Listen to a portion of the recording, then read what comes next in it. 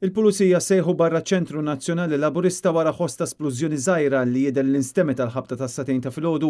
Il-President tal-Partit Laburista Ramon Attard ikkonfermati li ma kien hemm xejn kbir u l-Prim Ministru Robert Abela minħatjew qal li s-sitwazzjoni kienet waħda ta' kalma. Dak li nafet ngħidulkom imma li nista' nassigurakom li l-ewwel ġeħat u la kienaw xi ħsarat. Iċ-ċentru Nazzjonali Laburista kellu jiġi evakwat fil-waqt li t-triq tal-kwartieri tal-Labor ingħalqet kompletament. Fil-post kien hemm mhux biss preżenza kbira ta' pulizija iżda wkoll membri tal-Armata u uffiċjali li waslu bil-klieb biex jispezzjonaw iż-żona. Sorsi qalulna li hemm numru ta' kameras tas-sigurtà li qed jiġu investigati.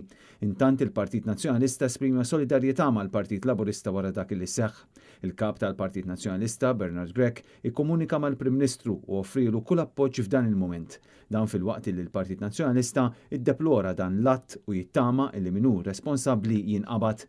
Il-Partit Nazzjonalista minnu fih talab ukoll il-Pulizija biex jinvestigaw iż-żoni ta' madwar id-Dar Ċentrali minħabba periklu ta' azzjonijiet simili.